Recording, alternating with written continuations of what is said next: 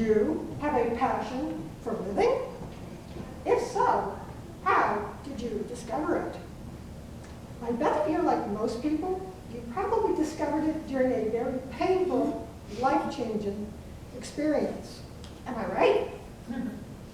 This is certainly true for me. On November 22nd, 2011, I heard 4 words no woman ever wants to hear. You have breast cancer. I never asked God why me. I knew the answer to that question. I knew God wanted me to share my story of faith, family, and friendship with my dear sisters who are on a similar journey, to teach them the importance of faith, family, and friendship. Dear Sister Today is available on Amazon and Kindle. One of the many lessons I wish I had known beforehand was the importance of support groups. I am privileged to belong to the most supportive group of breast cancer survivors on Facebook. They are my flat and fabulous sisters.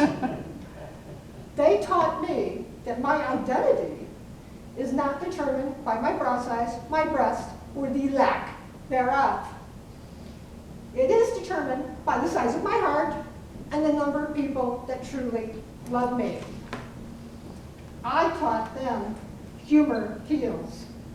One person in this room is familiar with my top 10 list that I did a few years ago at a Toastmasters humorous speech contest called the Top 10 List on the Benefits of Being Flat and Fabulous, although that's not the exact wording.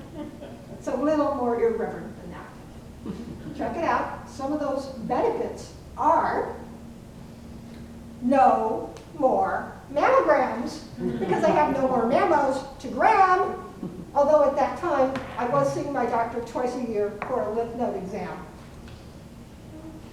All the money that I saved from not having reconstructive surgery gave me several different belt colors in bargain money.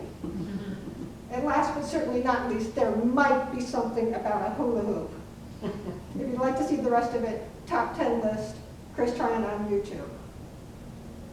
Fast forward, yet another lesson I wish I had known was just how effective making lifestyle changes are at reducing our risk of developing breast cancer in the first place. I had been taking a drug to prevent recurrence. To say that there were side effects that were making me miserable would be an understatement. A few of those side effects were chronic migraines, 25 days out of 30, that may or may not have been caused by the abundance of chocolate and sugar I was eating. Brain fog, chronic fatigue all day long. I had muscle and joint pain that made me feel like I was 94, even though I was only 49. And let's not forget the not so exciting emotional roller coaster rides that came with that. Many of my breast cancer surviving sisters have experienced these side effects and many more. I decided to stop taking this drug after 19 months.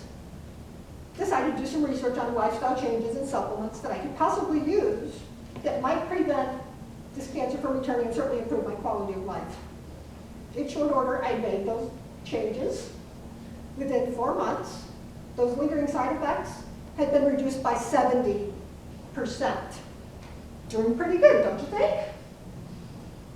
Fast forward one more time, January 2016. Being the natural remedy fanatic that I am, I decided to research essential oils, their companies, and most importantly, their leaders. This is Gary Young. Every path led me to Young Living. In short order, I started using the essential oils for digestive support, immune support, and most importantly, emotional support. I never leave home without it. The American Cancer Society has stated that 90 to 95% of all diseases are preventable when we make healthy lifestyle changes. As a health coach, those health changes have to work for you. I have learned that when we make lasting lifestyle changes that work for us, combined with essential oils for support, we can indeed improve our quality of life and reduce our risk of developing more diseases down the road. Too many of my dear sisters are being put in very difficult position of choosing between their life and their rest, their quantity of life, and their quality of life. When so much of this is within our control, my passion is to teach women how to take control of their lives and reduce those risks, and possibly even prevent those diseases from happening in the first place. Toastmasters and guests, no guests today, have you achieved your passion for living?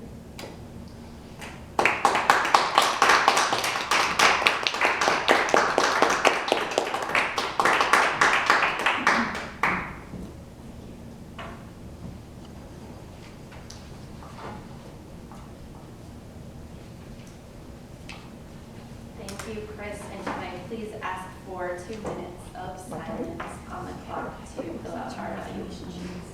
3 or 5 or 7 or. This is 46. Oh, okay. Yeah. Sorry. I got the extra one. Right. I know last time. It's okay.